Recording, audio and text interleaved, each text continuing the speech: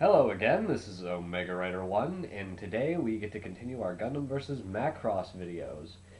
Now, I'd like to apologize for my short hiatus. I've been sick since Wednesday of last week, and it's been really bad. For a couple days, I've actually been so weak I really couldn't get out of the house. But I'm back, and I will now be resuming my Gundam vs. Macross videos and hopefully completing it within the next couple days before vacation's over. Now, today we're supposed to be talking about the art and animation of Gundam and Macross. Now, from what I understand, Gundam has been around since 1979. And the 30-year anniversary, of course, was celebrated like 2 years ago. So, unfortunately, the very first Gundam suffers from the limitations of the time period, which was the fact that anime in general has come a long way since the 70s, but really it's still as low budget as it has been for all those years. And Mobile Suit Gundam the original happened to suffer from that. It was a low budget project, but despite this fact, it still managed to keep a solid basis of animation, or at least or criterion for what it wanted, and managed to keep it at that level throughout the entire show, which is good. Consistency is always good. Though unfortunately it suffers, of course, because for the time period it was kind of like the mechs moved as if they were human bodies, not as if they were machines. Basically, there was no show.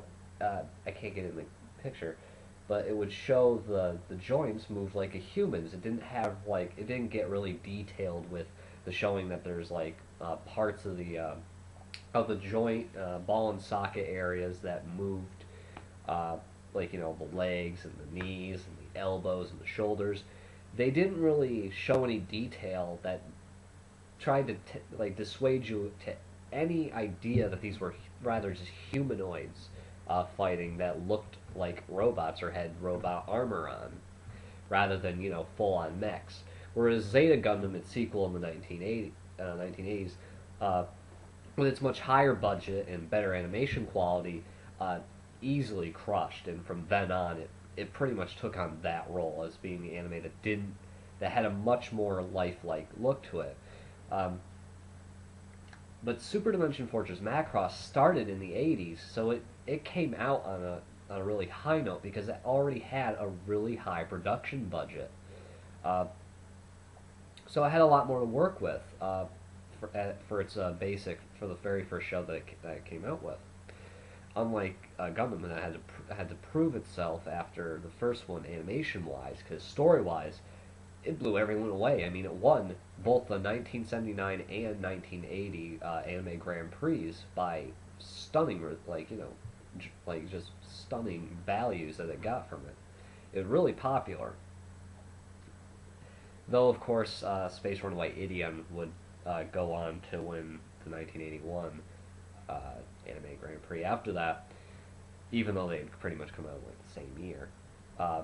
Actually, I think it came out a year after, but I digress. So both of them started off, Gundam started off on a slightly bad foot because of the animation quality of the 70s, whereas Macross started on this really big leap, just this massive leap in terms of animation quality overall for anime. In the time period, the 80s was the time that actually saw the shift from really quirky, not so realistic anime styles of artwork to much more realistic and just better overall quality. Even better in the 90s, of course, where of course the techniques were getting even better and better, up until now, where we have, of course, the HD quality and Blu-ray, where we've got such lifelike movements and fluidity and overall graphical superiority to the original that it's no wonder why many noobs prefer newer titles over the older ones. Excuse me there, because of the sheer graphical difference. However, Macross and Gundam have seemed to share a overall quality to it over time. They've both enjoyed a long stretch of time where pretty much the entire series was just beautifully animated. There weren't many problems with it. There are no breakdowns in the actual animation quality like we see in Gurren Lagann. If you haven't seen Gurren Lagann, you might want to in order to get what I'm talking about, or just like see any of the reviews, because this series is infamous for the breaks in the animation quality.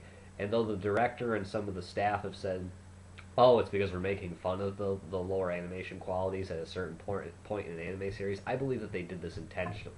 That even then, if it's done intentionally, it's still horrible.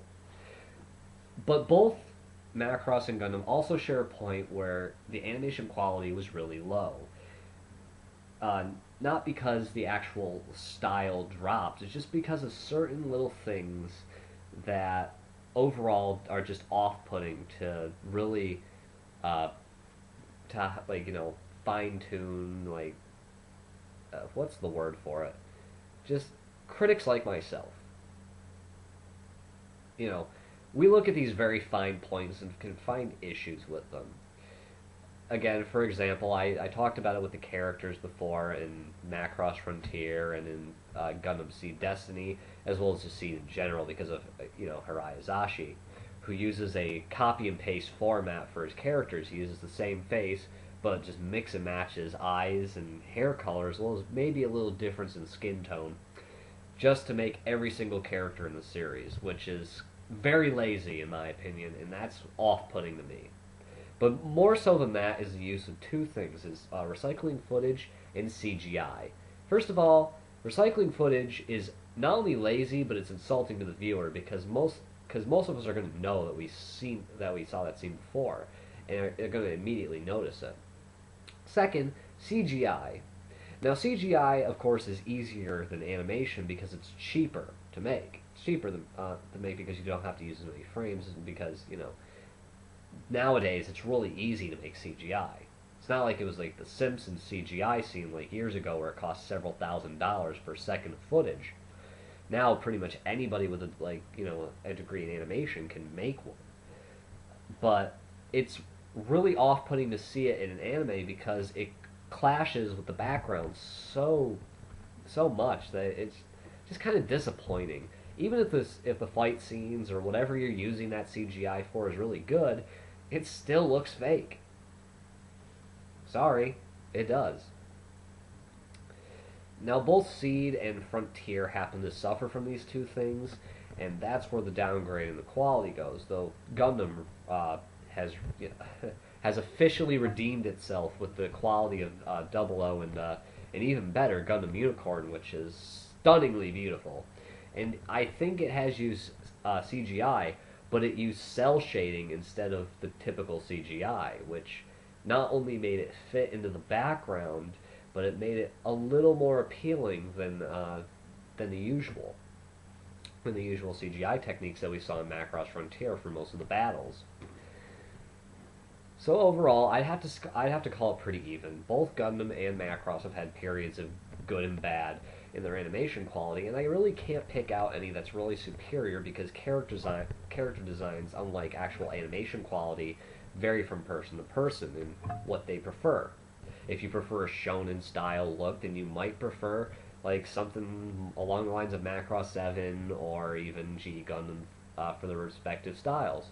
If you like a more down-to-earth one, you might prefer the older series of Macross and, of course, early series of Gundam.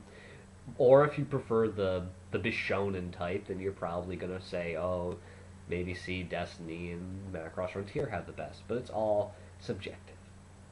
Now, in my next video, I'm going to discuss the musical prowess of these two series and compare them side by side. People are like, who will win this one? Macross with its pop star extraordinaires, or are we going to be seeing Gundam with its all-star cast of intro and opening bands and its solid BGM? Who knows?